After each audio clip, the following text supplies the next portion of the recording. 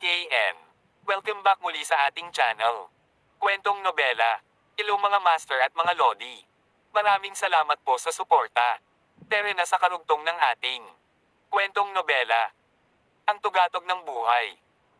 Kabanata 3401-3410. Tagalog Translator, Andy Dors.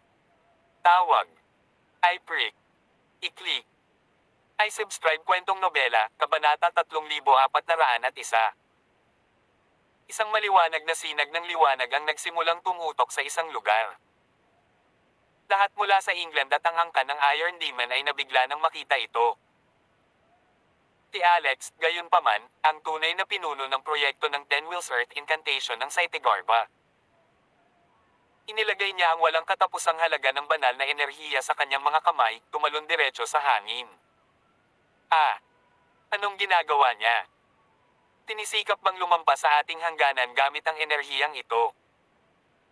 Lahat ng mga tao sa loob ng Iron City ay nanlaki ang kanilang mga mata, nakatutok kay Alex habang pinapanood siyang paparating palapit ng palapit sa kanilang hangganan.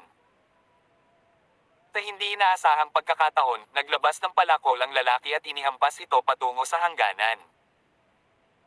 Ang palakol na iyon ay natural na ang Fane's Axe, na nagtataglay ng hindi maisip na kapangyarihan.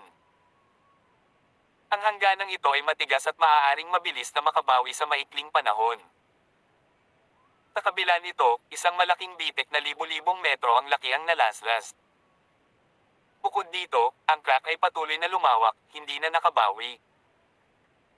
Parang sinira ng palakol ang ubod ng suporta ng hangganan, na nagiging sanhi ng pagkawala ng puwersa ng buhay nito. Si Asterisk. Diyos ko! Paano niya nagawa iyon? Yan ba ang gintong palakol ng Panginoon? Nandito siya. Umakyat siya dito na may dalang malaking lakas. Sa screen, nakita nila na ginagabayan ni Alex ang mga taong iyon, sabay-sabay na nagpapadala ng mga alon ng kapangyarihan mula sa inkantasyon. Habang ginagawa nila ito, ang enerhiyang ito ay nabuo sa isang malaking bola na may 1,500 metrong radius, habang ipinadala ito ng lalaki sa himpapawid.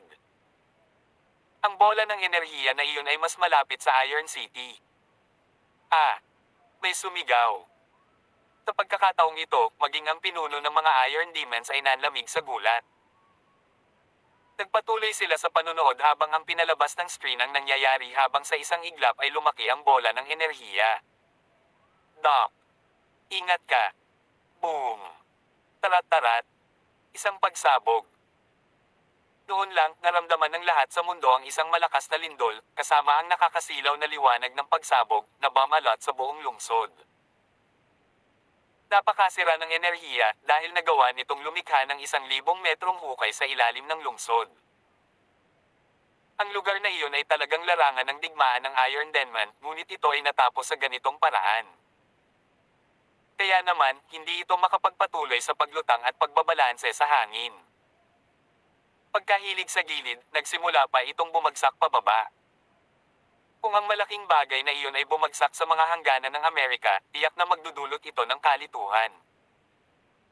Biglang lumaki ang katawan ni Alex, na naglalabas ng chi ng Ancient Witch Spirit. Parang ang siyam na kapangyarihan ng Ancient Witch Spirit ay agad na na-activate sa loob ng kanyang katawan. Lumaki siya hanggang sa halos 10,000 metro ang taas. Dahil malinaw na hindi kakayanin ng kanyang mga damit ang ganoong biglaang paglaki, napunit ang mga ito. Ang kanyang matipunong katawan ay natutulog na may purong Ancient Witch Chi para makita ng lahat. Tinunggaban niya ang bumabagsak na Iron City habang siya ay tumakbo patungo sa England sa halip. Medyo marami pa rin ang mga Iron Demons doon sa oras na iyon. Kaya't may nakikitang baha sa kanila na lumalabas din mula sa gilid ng lungsod, tulad ng mga balang. Gayunpaman, maraming malalakas na mandirigma ang sumugod mula sa Yukon, dahil ginamit ni Alex ang palakol upang sirain ang kanilang mga selyo sa kanilang mga kultibasyon. Dahil pinaghihigpitan sila sa loob ng 20 buong taon, kailangan nilang maghanap ng pagpapalaya, at ang mga Iron Demons ang perpektong target. Ang sandaling ito ay nasaksihan ng buong mundo, na nanunood habang inihagis ni Alex ang malaking lungsod patungo mismo sa England. Tawag. I-prick. I-click. I subscribe Kwentong Nobela. Ang tugatog ng buhay. Tagalog Translator, Andy Dors Kabanata 3402. Boom! Tarat-tarat. Isang pagsabog. Nayanig ang buong mundo na parang ang langit ay bumagsak sa lupa. Nawasak ang kalikasan habang humahagulgol ang mga espiritual na nilalang habang bumubulusok ang enerhiya at mga frame sa hangin. Ang matinding epekto ay agad na nakaapekto sa buong bansa. Natahimik ang lahat. Tirichet asterisk S. Isang linggo ang lumipas ng napakabilis. Ang angkan ng Iron Demon ay nawala sa mukha ng Earth at ang England ay hindi na naghahari sa mundo sa isang kisap mata. Ang kapayapaan mula sa 10 taon na ang nakalipas ay naibalik, ngunit napansin ng mga tao na ang kapaligiran ay tila mas kalmado kaysa dati. Palaging may makapangyarihang bansa na sumubok magsimula ng iba't ibang digmaan na para bang gusto nila ng kaguluhan noon. Nagdulot ito ng matinding paghihirap sa buong mundo na kinasasangkutan ng ilang iba pang mga inosenteng bansa upang maging kanilang mga tuta. Ngunit ngayon, ang bansang iyon ay naglaho, at ang Amerika ay muling bumabangon ang mga paa nito sa katotohanan, sinabi ni Agathe sa lahat na ang core ng mundo ay nakasentro na sa loob ng Amerika 10,000 taon na ang nakalilipas. Noong itinatag ni Rowan at the Phoenix Empress ang Phoenix Sect, hindi sila lamang ang pinakamalakas na sekta sa mundo, sila ang naging core ng buong universo. Iyon ay dahil ang kosmikong monumento ay inilagay sa walang bisa ng sekta. Marami ang dumalo sa seremonya noong taong iyon, at ang malalakas na figure sa loob ng universo ay dumating upang batiin ang Phoenix Sect. Araw ng kasal ng kanilang leader ng sekta, si Rowan, kaya lahat ng mga hari ng mga Diyos ay naroroon din. Ang kasal ay ginanap sa sekta ng Stormer. 10,000 nobya ang naroroon, lahat ay nagiging spotlight sa loob ng universo. Kung pinag-uusapan ng nakaraan, kumikinang sa tuwa ang mga mata ni Agatha. Iyon ay dahil isa siya sa mga nobya noong panahong iyon. Pagkatapos ay naging abala si Alex sa buong linggo. Tinubukan niyang gabayan ang kanyang malapit na pamilya at mga kaibigan patungo sa landas ng witch para maramdaman nila ang kapangyarihan ng batas ng witch. Ang diffracted universe ay hindi masyadong ligtas pagkatapos ng lahat. Pinagmasdan ng mga extraterrestrial demon god ang kanilang mga mata ang lugar na ito. Ilan pa nga ang dumating. Kailangan gawin ni Alex ang lahat ng paghahandang magagawa niya. Ginawa niya ang pinakamaraming pagsisikap sa pagsuko sa kanyang mga anak. Dahil si Alex mismo ay may 3,000 bulaklak ng lotus sa loob ng kanyang katawan at natanggap ang pagmamayari ng Fane's Axe evidently, ang kanyang landas ay ganap na naiiba sa paglalakbay ng siyam na ancient witches. Si Angel ay may sariling kabanalan, kaya hindi niya kailangan ng tulong ni Alex. Ang pagiging Diyosa ng kalikasan ay hindi mas mahina kaysa sa pagiging isang sinaunang witch. Para naman sa ibang mga bata, ipinamahagi na lang ni Alex sa kanila ang kalooban ng ancient witch spirits. Noong araw na iyon, bumalik ang lalaki sa California sa isang mabahong lumang bahay. Ilang beses na siyang nakapunta rito noon dahil may nakatagumpol ng dugo sa ilalim. Bukod dito, may nakabaong sa gitna ng pool. Nasa loob ang kaklase niya sa high school, first crush, at childhood friend niya. Si Hailey Hansen. Hindi ko inaasahan na maraming taon na pala ang lumipas. Siguro kung may nangyari sa kanyang katawan sa loob ng 20 taon na iyon. Si Hailey sa una ay nakatagpo ng isang matinding problema dahil siya ay isinumpa ng isang warlock. Matagal nang mamamatay at mabubulok ang kanyang katawan, ngunit pilit na pinanatili ng kanyang ama ang kanyang buhay. Walang paraan si Alex ng pagtulong sa kanya noon, ngunit ngayon ay hawak na niya ang witch spirit's will. Baka magising siya sa ngayon. Basag. Pagbukas ng pinto ng basement, napansin niyang tahimik ang lahat. Dati ay may ngiyaw na nanggagaling sa ibaba, ngunit ngayon ay wala na. It's been 20 whole years. Malamang namatay na sila. Bush. Maya-maya lang, isang puting anino ang bumungad sa kanya nang may lumitaw na pamilyar na nilalang sa tabi niya. Si Whitey iyon. Sigurado si Alex na hindi siya sinundan ni Whitey dito, at hindi rin ito nanggaling sa labas. Mukhang matagal na itong nakapasok dito. Bakit ka nandito? Nagulat si Alex. Meow. Kakatanong ko lang sana sa'yo. Pumunat ang noo ni Alex, nakatingin sa blood pool. Gamit ang isang kamay, binuhat niya ang isang selyadong kabaong sa ibaba. Naramdaman ni Whitey na nakatayo ang lahat ng balahibo nito. Ano ito? May kabaong na nakatatak sa ilalim noon pa man. Alex, sino ang nasa loob? Siya. Isang taong nakakaawa. Tawag. I prick. I-click. I subscribe kwentong nobela. Ang tugatog ng buhay. Tagalog Translator, Andy Dors Kabanata 3403. Nagmadali si Alex na tingnan si Hailey, sinira ang mga selyo at binuksan ang kabaong. Ang sitwasyon ay mas mahusay kaysa sa naisip niya bilang isang worst case scenario. Hindi bababasa, ang kanyang katawan ay hindi nabubulok at ang kanyang kaluluwa ay buo pa rin. Siya ba ang iyong sikretong manliligaw? Pangiinis ni Whitey. Whitey, isa kang pusa, kaya huwag kang gamaya sa tao at magsalita tulad natin. Ang iyong uri ay hindi kailanman nakapagtatag ng anumang mga relasyon, tama ba? Kayong mga pusa ay karaniwang naghahanap lamang ng isang random na kapareha na makakasama tuwing panahon ng pag-aasawa. Mali ba ako? Meow. Whitey hissed. Sino nagsabi sa'yo niyan? Hindi ako easy to get. Alex waved dismissively. Lumabas ka muna. Ito ang aking tahanan. Ano? Nahanap ko na, kaya akin na. Ang lugar na ito noong una ay isang lugar ng pagsamba para sa tribo ng pusa. Anong ibig mong sabihin? Sagot ni Whitey. May isang templo sa ilalim ng lugar na ito, at ito ay naruroon sa loob ng daan-daang libong taon. At ang aking nakatatanda ay ang Diyos na sinasamba. Isang pusa. Ang ninuno ng pusa. Ha? Sabi ni Whitey, dahil ang ninuno ng pusa ay sinamba ng mga tao, nagawa niyang panatilihin ang kapayapaan sa paligid. Sa paglipas ng panahon, tumanggap ito ng malaking bilang ng mga mananamba, kaya't naging isang Diyos. Madalas akong pumunta dito ngayon para samahan siya. Baka ibigay niya sa akin ang kanyang titulo bilang isang Diyos maya-maya. Pakiramdam ni Alex ay parang nakikinig siya sa isang maalamat na alamat. Tanang templo.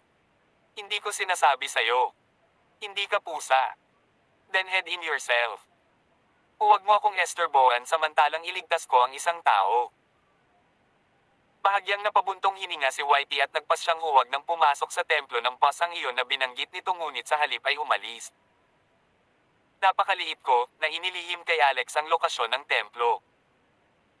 Napangiti si Alex dahil wala siyang pakialam kahit kaunti, agad na muling itinoon ang buong atensyon kay Hailey. Kung iisipin ang kanyang kabataan, hindi niya maiwasang mapabuntong hininga. Kung nanatili ka sa tabi ko noon, iniisip ko kung ano na ba ako. Siguro tadhana na, baka tadhana na.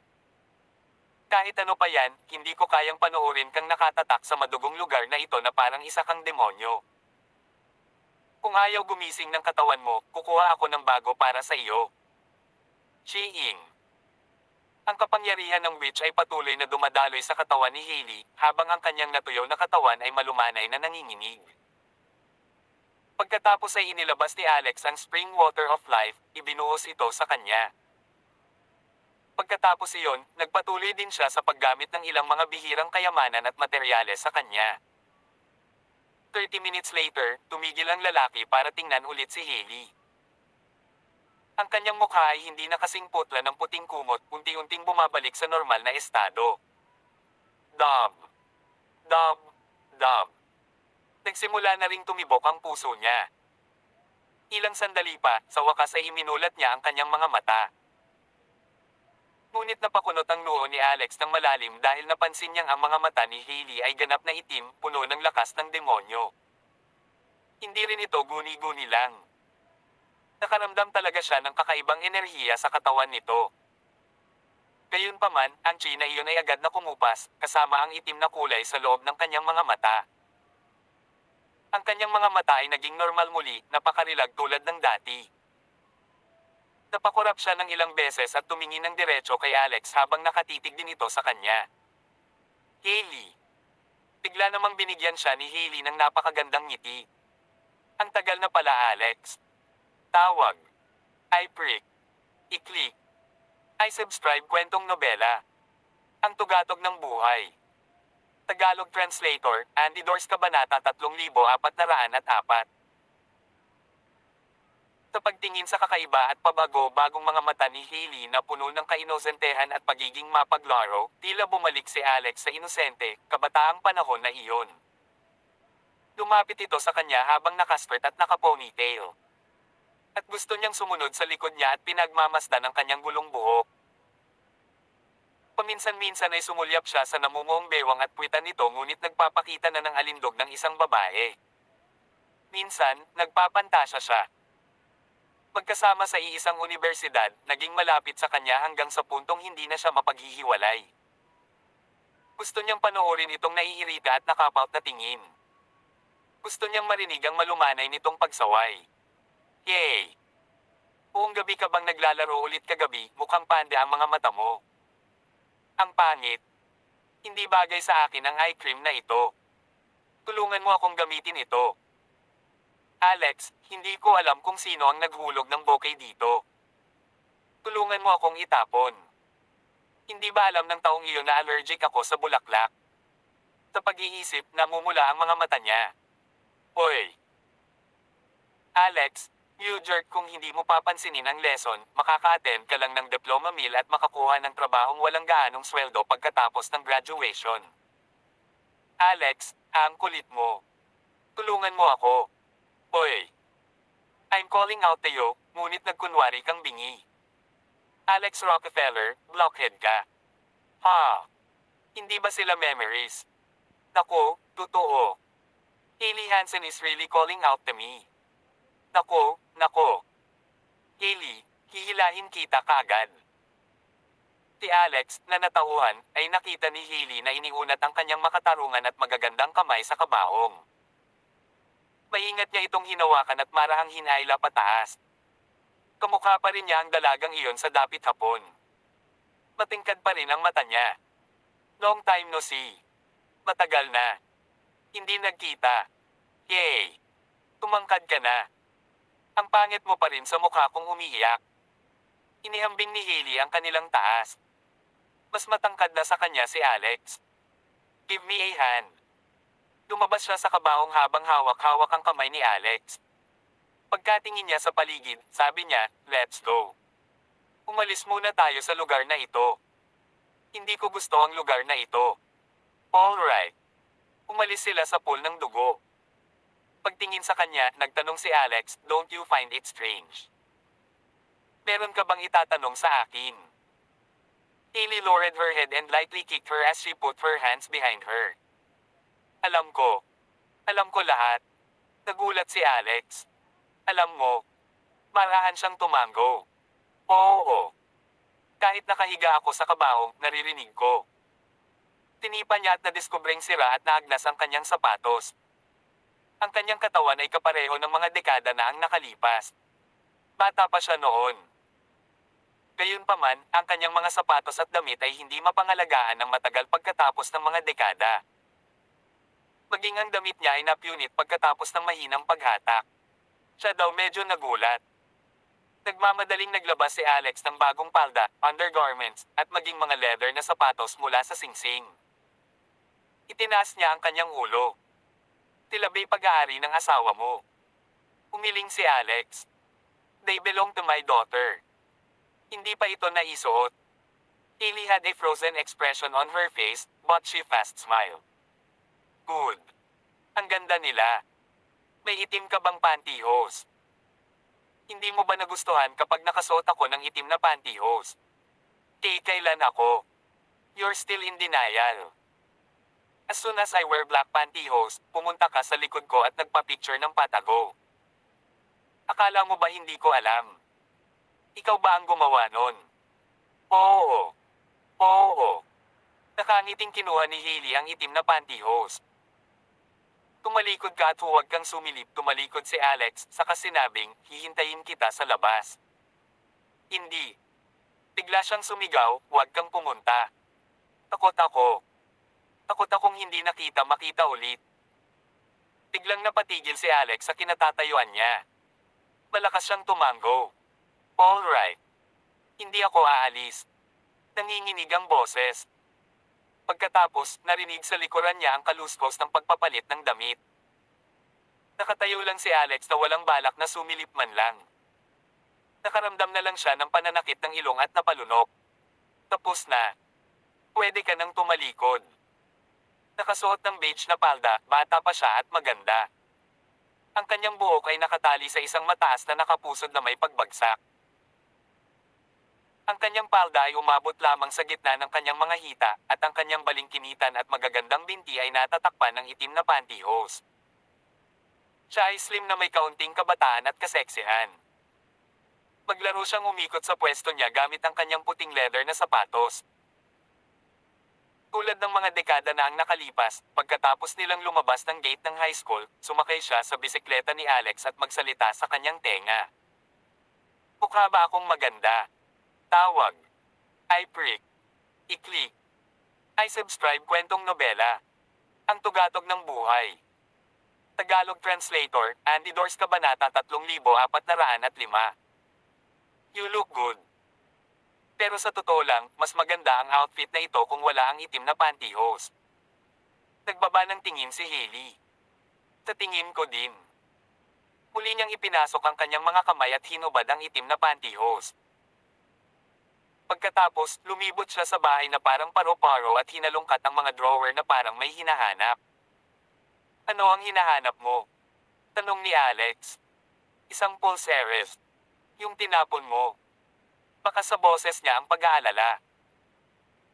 Naalala ni Alex na sa takip silim ng paghihiwalay, sinadya ni Hailey na bigyan siya ng isang pulseres, ngunit inihagis niya ito at nabasag sa kanyang likod na nagkalat sa buong lupa. Pagkatapos noon, bumalik si Alex para hanapin ito. Gayunpaman, hindi na ito matagpuan. Dito. Ulalas niya. Natagpuan niya ito sa isang maalikabok na box. Ikaw ba? Bumalik ka at kunin mo. Yeah. Tumango si Hailey. Tulungan mo akong magsuot nito. Nagulat si Alex. Ayaw mo bang ibigay sa akin? Pumuso si Hailey. Hindi mo ginasto at sinira mo. Inirapan mo ako. Mas mabuting ako na mismo ang magsusuot. Paumanhin. Isusuot kita. Maingat niyang isinuot ang bracelet sa balingkinitang palso ni Hailey. Ito ay tila hindi angkop dahil ito ay idinisenyo sa una para kay Alex. Pagtingin sa bracelet na may wooden beads, biglang napaluha si Hailey. Hailey, you blockhead. Idiniin niya ang noo niya sa dibdib ni Alex at hindi napigil ang humagulgol. Maya-maya ay pinunasan niya ang luha niya gamit ang damit ni Alex. Pagkatapos ay mabilis niyang pinunasan ang gilid ng mga mata niya gamit ang likod ng kamay at naglabas ng isang ngumiti. Sige. Ang komportable pagkatapos umiyak. Tumama ka sa akin. Gusto kong pumunta sa mataas na paaralan ng California. Meron pa ba? Oo. Ang California High School ay hindi malayo sa lugar na ito. Pareho silang hindi nagmaneho at naglakad lang papunta doon. Nakatunayan, nagkaroon ng maraming pagbabago sa California High School sa mga dekada, ngunit ang gusali ng akademya kung saan silang dalawa ay nag-aral noon ay umiral pa rin. Karamihan sa mga paaralan sa buong Amerika ay hindi pa nabubuksan matapos nilang maranasan ang hagupit ng mga Iron Demons. Hindi sila nakatagpo ng maraming tao sa paaralan. I want to eat candy cane so badly. Hailey whispered as she Saturday on a stone step and pointed to a kiosk. Gayunpaman, ang kiosk ay sarado. Wala talagang candy cane are for sale now. Close your eyes, at maghintay ng sandali sabi ni Alex. Tumingin si Hailey sa kanya at hinawakan ni Hailey ang kamay niya bago pumikit ng maluwag. Ang sumunod na segundo, hindi mabilang na mga salamin na imahe ang lumabas mula sa katawan ni Alex at sumambulat sa lahat ng direksyon. Wala pang isang minuto, isang mirror mirage ang nag-teleport na may dalawang candy cane sa kanyang kamay. Kunin mo. Pinuksan ni Hailey ang kanyang mga mata at gulat na kinuha ang candy cane. Tinilaan niya ito bago ngumiti ng matamis. Bago nila namalayan, malapit na pala ang dapit hapon. Pareho silang hindi sinasadyang pumunta sa lugar kung saan sila naghiwalay ilang dekada na ang nakakaraan. Inubad ni Hailey ang bracelet sa kanyang palso. Ibigay mo sa akin ang iyong kamay. Isinuot niya ito sa kanya at mahinang sinabing, huwag mo nang mawala ulit sa pagkakataong ito. Tumango si Alex. Tinitigan siya ng buong pagmamahal, marahan niyang hinawakan ang mukha nito at dahan-dahang hinalikan sa labi. Ang papalubog na araw ay sumikat sa dalawang tao na naguunat ng kanilang mga anino. Sa sandaling ipinikit ni Hailey ang kanyang magagandang mata, tumulo ang mga luha sa kanyang mga mata na parang mga putol na linya ng maliwanag na perlas. Niyakap siya ng mahigpit ni Alex na para bang gusto rin niyang maalala ng malalim ang sandaling ito. Gayunpaman, mas lalong tumulo ang mga luha ni Hailey. Sa paghawak sa likod ng ulo ni Alex, biglang umilo ang daliri niya ng itim na liwanag bago niya itinuro ang ulo ni Alex. Ilang sandali pa, dahan-dahang bumagsak si Alex. Inaplos ni Hailey ang kanyang mukha at bumulong sa luha. Pareho tayong nagmamahalan, pero wala tayong swerte sa pagsasama. Putulin ko ang taling ito para tayo ay magkahiwalay. Napahawak siya sa dibdib niya at umiyak ng umiyak. Lumuhad siya sa lupa at sa sobrang pagkawasak ng puso ay nanginig siya. Sa sandaling iyon, lumabas ang demonyong chi mula sa kanyang katawan. Itinaas ni Hailey ang kanyang ulo at humagulgol habang ang mga luha ay umaagos sa kanyang mukha. Ang mga ulap ng bagyo ay gamulong sa mahigit 1,000,000 milya sa kalangitan. Sa susunod na sandali, siya ay biglang nawala, tanging mga patak na lang ng luha ang umaagos sa mukha ni Alex. Tawag. I-prick. I-click. I-subscribe kwentong nobela. Ang tugatog ng buhay. Tagalog Translator, Andy Dors Kabanata 3406. Biglang nagising si Alex, buti na lang nakahiga na siya sa lupa. Ganun pa rin ang lugar. Sumisikat pa rin ang papalubog na araw sa mga matandang puno sa tabi niya. Basa pa rin ang mukha niya mula sa mga luha ni Hailey. Nasaan siya? Saan siya nagpunta? Hinawakan ni Alex ang bracelet sa kanyang palso. Ang bango ng kanyang katawan ay tila nananatili dito, ngunit isang hindi maipaliwanag na sakit sa puso ang bumalot sa kanyang puso. Matapos bawiin ang maliliit na detalye ng pangyayari ngayon, natuklasan ni Alex na ang aksyon ni Hailey ay talagang nagpahayag ng intensyon na magpaalam sa kanya.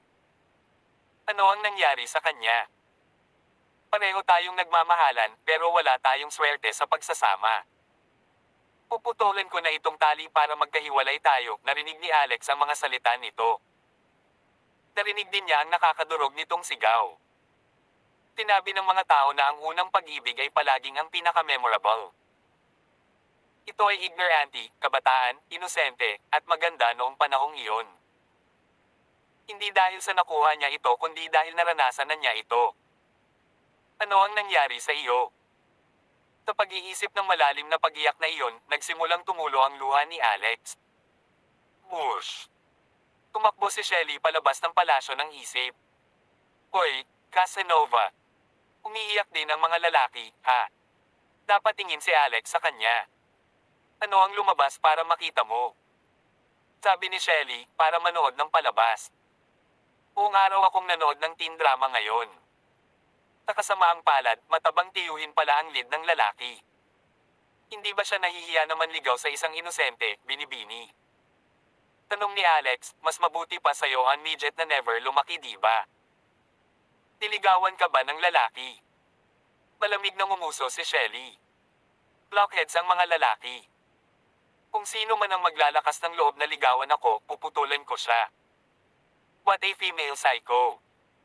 She's so ruthless, she deserves to be an old virgin. Hoy! Gusto kong sabihin sa iyo na hindi ganoon ka-simple ang girlfriend mo, sabi ni Shelly. Masasabi iyon. Siya ang unang taong makakapagpatumba sa akin kaagad, sabi ni Alex. Napuno ang kanyang katawan ng malademonyong aura at umalingaw-ngaw na demonyong chi, ngunit napaka-espesyal ng demonyong chi na iyon. Sa araw ngayon, ang kanyang katawan ay kalmado gaya ng dati at walang pinagkaiba sa normal mga tao. Gayunpaman, sa sandaling ito ay sumabog, ang kapangyarihan ay nakakatakot. Nararamdaman ko pa nga ang batas ng enerhiya na mas makapangyarihan kaysa sa mga ancestor witches. Tumangala siya sa langit. Ang mga ulap ng bagyo ay gumagalaw pa rin. Ang hiyaw na iyon ay yumanig sa espasyo sa mahigit 1 milyong milya. Ito ay tunay na nakakagulat. Hindi niya inaasahan na magiging ganoon kalakas si Hailey. Ito ay ganap na hindi inaasahan. Higit sa lahat, isa lamang siyang anak na babae ng isang disipulo ng blood cult na hindi sinasadya pinatawan ng witch curse. Tapos, ano ang nag-mutate sa kanya? Cat Temple. Sabay na sabi ni Alex at Shelly. Napatingin si Alex sa kanya. Sumilip ka talaga, Tom. Araw-araw ka pang nakikinig sa usapan ng mga tao. Sabi ni Shelly, ang isang honest na tao ay walang ginagawang patago. Tanong ni Alex, ilang post na ba ang natutunan mo pagkatapos ng pagsilip sa akin ng matagal? Anong post? Poses na magpapalaki sa'yo. Tinipan ni Shelly si Alex sa paa. Pervert. I don't want to learn those. They were so ugly. I really don't understand how those women thinks. Kaya naman, marami sa kanila ang napanood niya. Tiyak na pinag-aaralan niya ang mga ito ng palihim. Walang magawa si Alex tungkol doon. Si Shelly ang tool spirit ng Persephone's Folly Bridge ay makagawa siya ng isang bagay na mapanlikha, hindi katulad ni Ancestor Body. Siya ay isang puno, kaya hindi siya maaaring sumilip at kailangang makipag-usap kay Alex kung gusto niyang lumabas. Kung si Ancestor Body ay maaaring sumilip sa kalooban, ang kanyang mga mata ay dapat nadukitin. Whitey. Natagpuan ni Alex ang demonyong pusa. Hiniling niya na dalhin siya nito sa Cat Temple. No way. Hindi ako pwedeng kumuha ng tao. Kung tama ang hula ko, wala na ang ninuno mo. Tutol si Whitey. Imposible. Huwag mo akong dayin. Sabi ni Shelly, hindi kanya niloko. Makikita mo sa sarili mo. Pagkatapos nito, bumalik ka at sabihin sa amin. Pumunta doon si Whitey. Tawag. I prick. I-click. I subscribe kwentong nobela. Ang tugatog ng buhay. Tagalog Translator, Andy Dors Kabanata 3407. Maya-maya, sumigaw si Whitey palabas. Wala na talaga. How did you guys know that? Napatingin si Alex kay Shelly. Could it be that one in Hailey's body is really the cat ancestor? Maya-maya pa, pumasok sina Alex at Shelly sa Cat Temple sa pangunguna ni Whitey. Napakatago ng lugar. Higit pa rito, nagkaroon ng force field. Kung hindi ito natuklasan ni Whitey, hindi ito mahahanap ng iba. Napakalaki ng Cat Temple. Higit pa iyon sa inaasahan ni na Alex at Shelly. Kaya naman, ang Cat Temple ay hindi maaaring maitago sa ilalim ng lupa. Kung hindi, ang ilalim ng lupa ng buong California ay na-hollow out. Nasaan ang rebulto ng ninuno ng pusa mo? Dapat may estatwa kasi Cat Temple yun, di ba? Tumakas man ang existence sa loob, baka pati na rin ang estatwa. Pagkasabi noon, Alex ay bigla niyang naalala si Phoenix. Tumakas din ang estatwa kasama si Phoenix noong mga oras na iyon. Tumango si Whitey. Nandito pa rin ito kanina, pero ngayon, wala na. Sa kalaunan, nauwi sila nang walang dala. Gayunpaman, hinawakan ni Alex ang bead string sa kanyang palso. Pakiramdam niya ay medyo kakaiba ang bracelet na ito na para bang makaka-resonate ito sa lugar na ito kahit papaano. Gayunpaman, hindi niya maisip ang mga detalye. Tirichit *S. Pagkabalik sa Yukon, natuklasan ni Alex na pinag-uusapan ng lahat ng tungkol sa matinding pagyanig sa langit kanina. Ang abnormal na pagyanig na iyon ay tumama sa lahat bilang hindi karaniwan. Natakot sila na may mabigat na kaaway na nagpakita ng napakalaking lakas. May gustong sabihin si Alex pero nag-alinlangan. Sa wakas, wala siyang sinabi. Pagkatapos ng isang araw, isang mensahe ang naipost sa Divine Dreamcatcher. May isang taong nag-iisang tumalon sa hangin kung saan matatagpuan ang witch cult, minasacre ang lahat ng powerhouses ng witch cult at tuluyang nilipol ang planetang iyon. Sa sandaling lumabas ang balita, hindi mabilang na mga tao ang natigilan. Tiningnan ni Alex ang Divine Dreamcatcher na iniabot ni Esmeralda at pinindot ang mensahe bago tingnan ang impormasyon bawat salita. Tutal, balak din niyang pumunta sa pugad ng witch cult upang mahanap ang tunay na pinagmulan ng witch curse. Hindi niya inaasahan na masisira ito ng ganoon. Ha! May nakalagay pang message. Tignan mo dali. Umupo sa tabi ni Alex, binigkas niya ang mga buto ng melon sa kanyang kamay at pinapakain si Alex paminsan-minsan. Tinabi iyon ni Esmeralda pagkatapos tingnan ang Divine Dreamcatcher. Nakita ni Alex ang pamagat at ito ay isang video tungkol sa pagpuksa sa witch cult. Pinuksan niya ito. Hindi masyadong malinaw ang footage na nakita niya pero medyo malayo. Gayunpaman, unti-unting nanlaki ang mga mata ni Alex habang pinagmamasdan ito. Si Esmeralda ay kumakain ng buto ng melon sa tabi niya habang nagkokomento. Babae pala. She's kind of powerful. She single-handedly kills her way into the witch cult. Magaling bang maglason ang witch cult pero inutil sa ibang aspeto.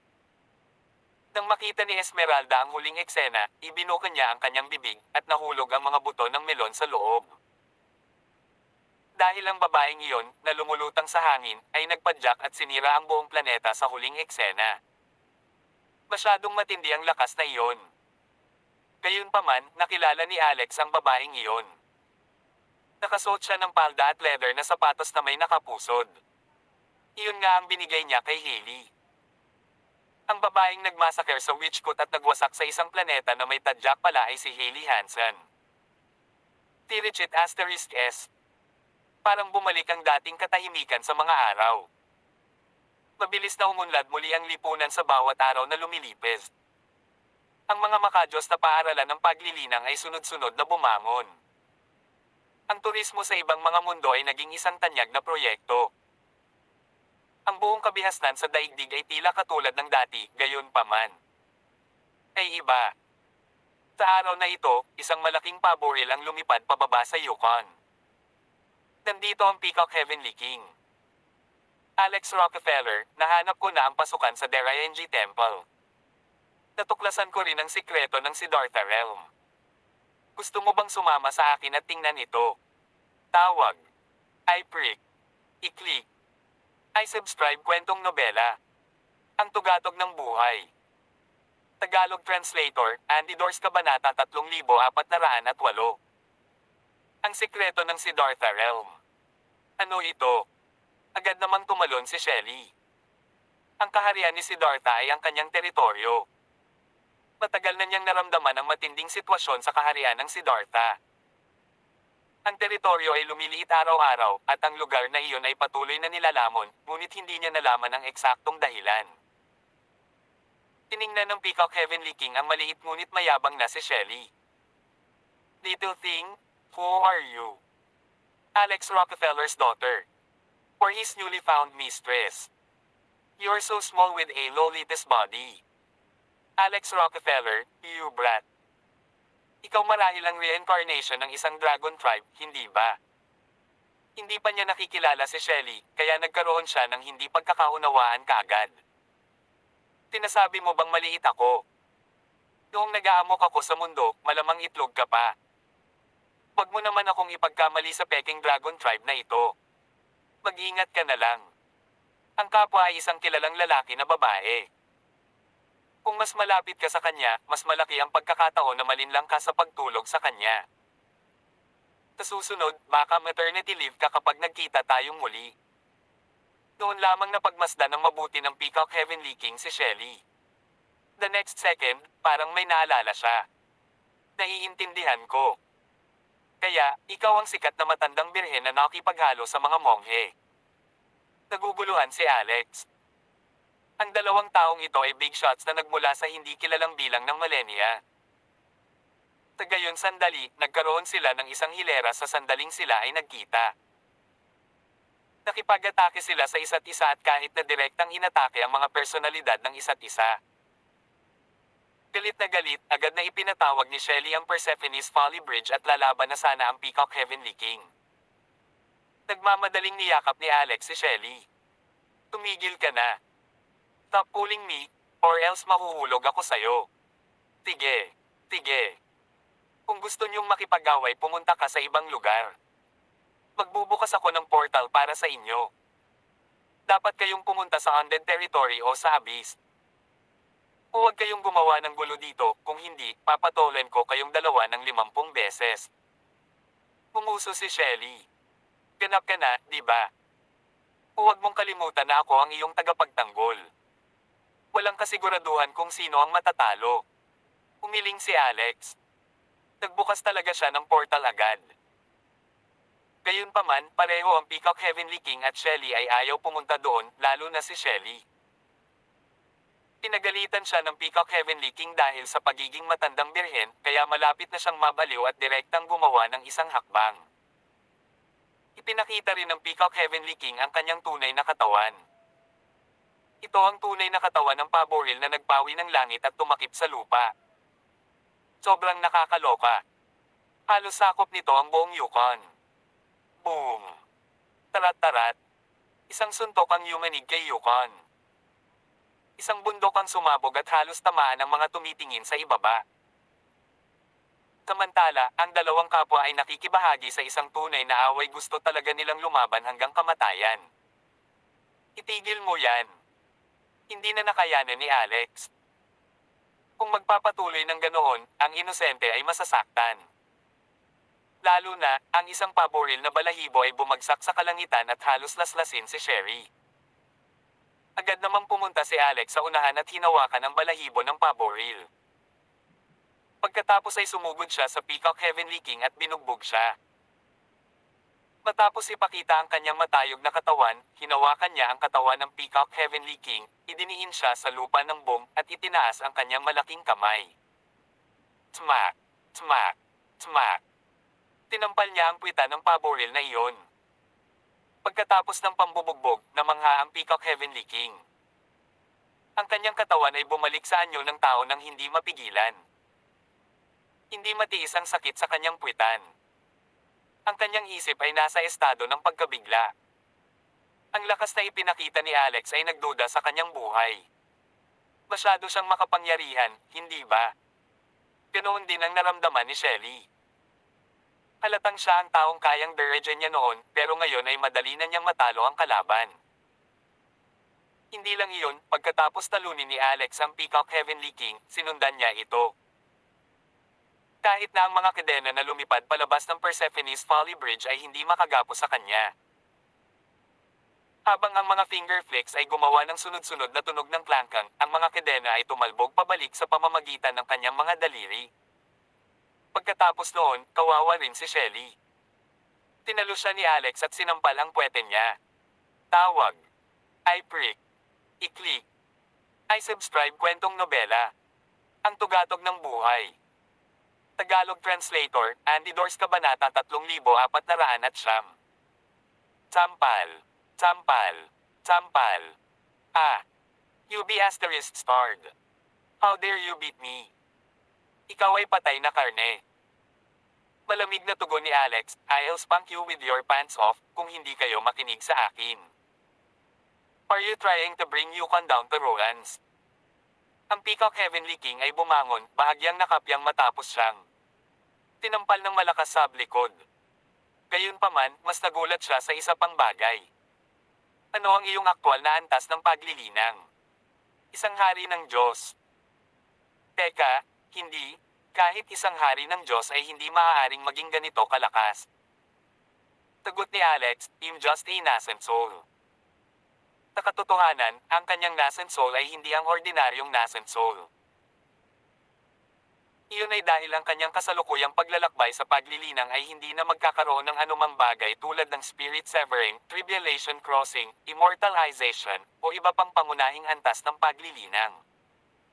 Siya ay nasa landas ng Kogen. Ano nga ba ang sikreto ng Siddhartha Realm? Tanong ni Alex. Ito ang Deraenji Temple. Pinandilatan siya ng Peacock Heavenly King, pagkatapos ay muling nagsalita. Ang templo ay nilalamon ng Siddhartha Realm. At sa paglipas ng panahon, parami ng parami ang kaharian ay nilamon, sa mas mabilis at mas mabilis na bilis. Ang Deraenji Temple ay tiyak na gumagawa ng isang bagay na malaki. Ang buong Siddhartha Realm ay mapupunta sa loob ng radius ng templo sa lalong madaling panahon. Nang marinig ito, bahagyang napakunot ang noo ni Alex. Matapos talunin ng masamang body, hindi talaga isinasaalang-alang ni Alex ang mga problema sa loob ng templo. Iyon ay dahil siya ang naging may-ari ng templo pagkatapos patayin ang masamang body na iyon. Hanggat nahanap niya ang pasukan, magagawa niyang kontrolin ang buong templo gamit lamang ang kanyang isip. Hindi niya maintindihan kung bakit lalamunan ng Deraenji Temple ang Siddhartha Realm. Walang talaan nito sa mga alaala ng masasamang body. Paano mo nalaman? Tanong ni Shelly. Malamig na tumawa ang hari. I have my own ways. Higit sa lahat, ang Siddhartha Realm ay hindi ang target lang. Ang Brightya Mountain, ang sinahunang dagat, at ang South Divine Sky ay tina-target din. Napabuntong hininga si Shelly. Ang dami. Pero star nest nodes yan. Ano ang sinusubukang eyedrop ng Deraenji Temple? Tanong ni Alex, ano ang star nest nodes? Hindi ito ang unang pagkakataon na narinig niya ang tungkol sa star nest simula nang nabanggit ito ng Peacock Heavenly King sa kanilang unang pagkikita. Tinabi ni Shelly, ang Divine Star Nest ay kung saan ipinanganak ang mga planeta, ang simula ng bawat mundo. At ang Star Nest nodes ay itinuturing na mga haligi ng lugar na ito na tinitiyak na gumagana ng maayos ang Star Nest. Kapag nawala ang mga haliging ito, ang Star Nest ay gumuho na maaapektuhan ang lahat ng iba't ibang mundo. Ang mga matinding pagbabago ay magaganap at ito ay magiging isang malaking sakuna. Nabigla si Alex. Nagpatuloy sila sa pagtatanong sa Peacock King. Nabanggit mo na nalaman mo kung saan ang pasukan ng templo. Sagot ng hari. Sa Nether Realm. Ulalas ni Shelly. Alex, hindi na natin ito maaaring i-drag pa. Kapag ang lahat ng mga node ay nilamon, ang buong universo ay mapapahamak. Ito ay 1,000,000 beses na mas masahol kaysa sa Undead Invasion. Tanong ni Alex, paano tayo makakarating sa Nether Realm? Sabi ni Shelly, maaari nating gamitin ang Persephone's Folly Bridge para makarating doon. Ngunit hindi kakayanin ng karaniwang tao ang napakalaking yin energy sa Nether Realm. Sumagot si Alex, huwag kang mag-alala, ako na lang ang pumunta doon. Pagkaraan ng isang araw, nagpaalam si Alex sa kanyang pamilya at umalis. Sa isa pang biyahe. Sa pagkakataong ito, siya lang, si Shelly, at ang Peacock Heavenly King ay pupunta. Ang hari ay nanatiling hindi naapektuhan ng enerhiya sa Netherrealm dahil siya ay pinagpala ng Buddha. Mayroon siyang 3 bola ng banal na liwanag sa loob ng kanyang katawan na maaaring makatulong na maiwasan ang kaagnasan sa loob ng kaharian. Persephone's Folly Bridge, activate. Nanguna si Shelly habang nakasunod si Alex sa likuran. Sa halip, ang Peacock Heavenly King ay naging isang mabilog na paboril na may 3 sinag ng liwanag sa kanyang ulo, matikas na gumalaw. Si Revealer Maha ay nasa kalsada pa rin sa Netherrealm, tama. Matapos makarating sa dulo ng tulay, sa wakas ay patungo na sila sa Netherrealm. Gayunpaman, pagpasok pa lang nila sa lugar, si Alex at ang grupo ay napapaligiran ng ilang Nether tropa. Bush. Ilang armas ang nakatutok sa 3 na may pares ng galit na galit. Ang mga tropang ito ay halatang puno ng masamang hangarin. Tawag. I-prick. I-click. I-subscribe kwentong nobela. Ang tugatog ng buhay. Tagalog Translator, Andy Dors Kabanata 3410. Anong nangyayari? Natarante na lang ang 3 sa sitwasyon nila ngayon. Sa kabila nito, ang mga tropa sa ibaba ay inaatake na sila ng daan-daang makamulto na mga espada. Ushi Asterisk T. Persephone's Folly Bridge, Water of River Styx, lumapit ka sa akin. Agad na inilabas ni Shelly ang 2 niyang kayamanan para bumuo ng hangganan ng River Styx na pinigilan ng hindi mabilang na mga tropa na iyon. Pagkatapos ay sumigaw siya sa kanila. Kami ang mga nakatatandang tropa ni Saitegarba, please stop right now. Tigaw ng pinuno ng mga kawal. Asterisk T, are you trying to trick us again? Last time you used Ishi Asterisk Tercity excuse to earn old lady Menji's trust too. tapos ninakaw niya ang kalan niya. How dare you try and trick us again? Kunin mo sila. Ang mga makamulto na espada ay napuno ng isang nakamamatay na chi, habang inihampas ito ng mga sundalo patungo sa ulo ni Alex. Nagtanong ang paboril, ano ang ibig nilang sabihin dyan? May dumating na at niloko sila. Hindi nakaimik si Alex. Why would that person would trick her to give them a stove? Gusto niya bang magluto ng isang bagay, dito at saan-saan? Hindi na kinaya ni Shelly ang epekto, lalo na't iba ang kapangyarihan ng batas sa Netherrealm. Maaaring isa siyang Star-Lord, ngunit hindi siya Nether King. Tigaw nito sa kanya. Pagkatapos patunayan mo sa kanila. Naunawaan kaagad ni Alex ang ibig niyang sabihin at na-activate ang banal na enerhiya at divine power sa katawan nito. Sa pamamagitan nito, isang gintong multo ng isang Buddha ang lumitaw sa likuran niya, habang ang malakas na mga banal na awit ay umalingaw-ngaw sa hangin. Ang Buddha Phantom ay mukhang mahigpit at dalisay, habang nililinis nito ang mga isip at kaluluwa ng lahat ng naruroon. Divine Melody. Ang Ten Wheels Earth Incantation ng Saitegarba. Nang makita ito, sa wakas ay naniwala ang pinuno ng tropa na si Alex ay alagad ni Saitegarba. Si Saitegarba, sa katunayan, ay mayroon lamang isang disipulo pagkatapos ng lahat, at walang sino man ang maaaring magpanggap ng kapangyarihan ng pagka-Diyos. Tumigil ka. Itinaas ng pinuno ang kanyang braso, senyales na huminto ang tropa.